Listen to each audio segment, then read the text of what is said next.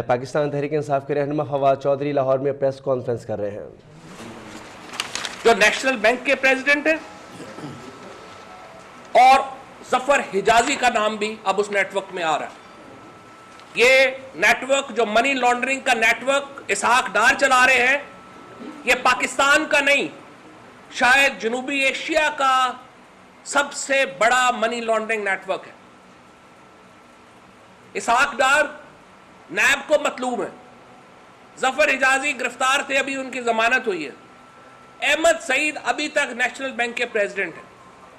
हैरानकुन बात है कि पाकिस्तान के वजीरे खजाना, पाकिस्तान के सबसे बड़े बैंक के सरबराह और सिक्योरिटीज और एक्सचेंज कमीशन का सरबराह, जो नैब कह रही है पाकिस्तान का सबसे बड़ा तफ्तीशी इदारा, उनके खिलाफ मनी लॉन्ड्रिंग की तहकीकात कर रहा है। और पाकिस्तान के वजीर आजम को शर्म नहीं आ रही कि वो इन लोगों को पाकिस्तान के अहम तरीन ओहदों पे सौंप के सोए हुए हैं। पाकिस्तान के वजीर आजम अपने आप को पपेट प्राइम मिनिस्टर साबित करने की हर रोज एक जुस्तजू में नजर आते हैं। समझ नहीं आती कि शाहिद खकान अब्बासी, अगर उनका LNG से ताल्लुक नहीं है, वो कहते हैं मेरा इनसे मामलात से ताल्लुक नहीं है, तो सवाल यह पैदा होता है कि फिर वो इतने बड़े मनी लॉन्ड्रिंग नेटवर्क की हमायत क्यों कर रहे हैं? वो उन लोगों को अहम तरीन ओहदे देने पे क्यों मुसर हैं जिनके नाम पाकिस्तान में करप्शन से सिनोनिमस है, करप्शन से जुड़े हुए हैं, और वो मनी लॉन्ड्रिंग नेटवर्क्स जो हैं वो चला रहे हैं। अजीजिया मिल जो अभी रेफरेंस खुला है, जिसमें जो सवालों के जवाबात के लिए बुलाया गया है, ये वो सवालात हैं जिनका जवाब इससे पहले भी हुसैन नवाज नहीं दे सके। आपको याद होगा नवाज शरीफ साहब ने तकरीर की थी असेंबली में, और उन्होंने ये कहा था कि हमने गल्फ स्टील मिल लगाई, गल्फ स्टील मिल से हमें बेचेगी, उससे हमें 12 मिलियन दिरहम मिले। हमने 12 मिलियन दिरहम सऊदी अरब में इन्वेस्ट किए, अजीजिया मिल लगाई, और गल्फ स्टील की मशीनरी अजीजिया मिल में गई। अब जो बातें सामने आई हैं वो ये है कि अजीजिया स्टील मिल में जो मशीनरी आई थी, वो कोई भी मशीनरी दुबई से वहां पर नहीं गई। मशीनरी इसराइल से मंगाई गई, मशीनरी दूसरे मुल्कों से मंगाई गई, लेकिन दुबई से कोई मशीनरी अजीजिया स्टील मिल के लिए नहीं गई। 12 मिलियन दिरहम जिसका उन्होंने कहा, UAE की गवर्नमेंट ने लिख के दे दिया पाकिस्तान को कि ऐसा कोई मुआहदा कभी हुआ ही नहीं। तो सवाल यह पैदा हुआ, अजीजिया स्टील मिल लगाने के पैसे हुसैन नवाज के पास कहां से आए? जवाब नहीं है। फिर हुसैन नवाज ने कहा उन्हें 91 million Saudi riyal, 91 million Saudi riyal, अब आप नंबर पाकिस्तानियों में खुद कर लीजिए, ये भी अरबा रुपये में बनता है। 91 million Saudi riyal Hussain Nawaz ने कहा कि मुझे अजीजिया स्टील मिल बेचने से मिले।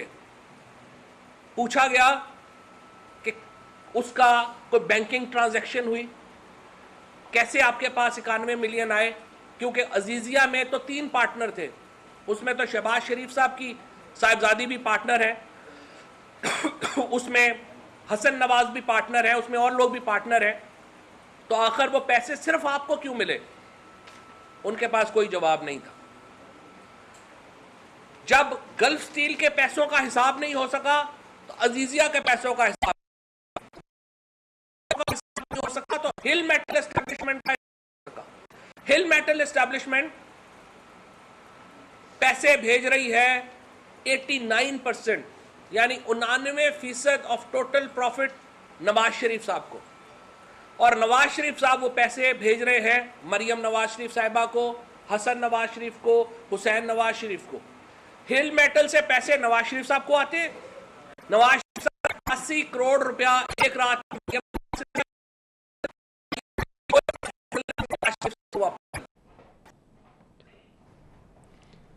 आप देख रहे हैं लाहौर में पीटीआई रहनुमा फवाद चौधरी प्रेस कॉन्फ्रेंस कर रहे हैं। फवाद चौधरी की जानिब से कहा गया है कि हुसैन नवाज ने कहा कि 91 मिलियन सऊदी रियाल जैजिया स्टील मिल्स बेचने से मिले। इसके साथ साथ फवाद चौधरी ने भी कहा कि अल अजीज स्टील मिल्स लगाने के पैसे कहां से आए, ये सवाल उठाया गया है फवाद चौधरी की जानिब से।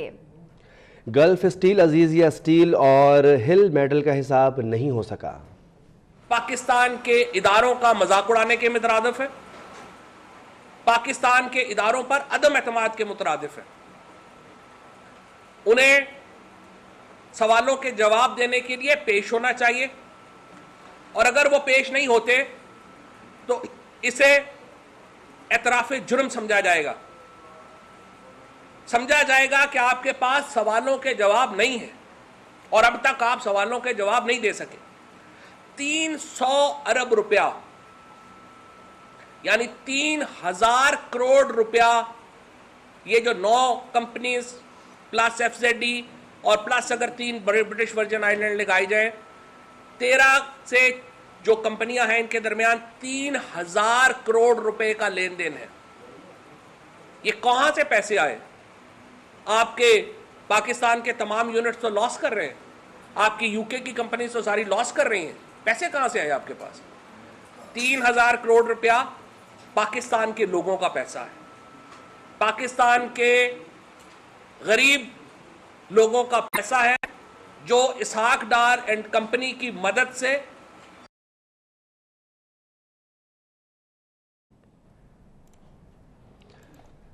फवाद चौधरी लाहौर में प्रेस कॉन्फ्रेंस कर रहे हैं। उन्होंने कहा कि जो फैक्ट्स एंड फिगर दिए गए, नून लीग कभी उस पर पूरा नहीं उतरी। इसके साथ साथ उन्होंने ये भी कहा है कि हुसैन नवाज ने 91 मिलियन सऊदी रियाल अजीजिया स्टील मिल बेचने से मिलने का बयान रिकॉर्ड कराया था।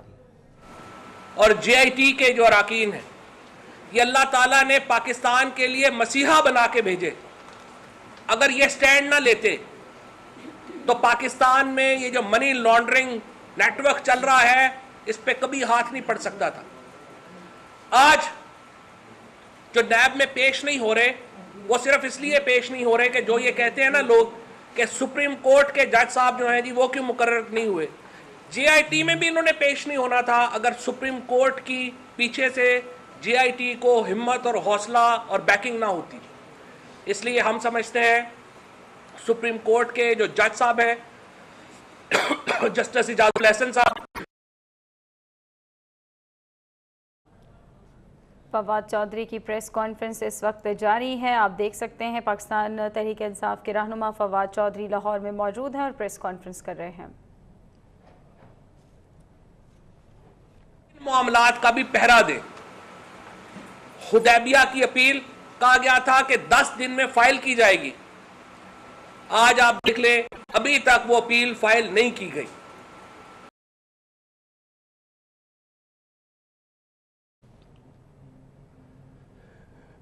फवाद चौधरी इस वक्त प्रेस कॉन्फ्रेंस कर रहे हैं। उन्होंने कहा कि शरीफ बरादरान आला ओहदों पर फाइज रहने के बाद बता रहे हैं कि पाकिस्तान के हालात अच्छे नहीं हैं। पाकिस्तान के वज़ीर आज़म हर रोज़ पपेट वज़ीर आज़म बनने की कोशिश करते हैं।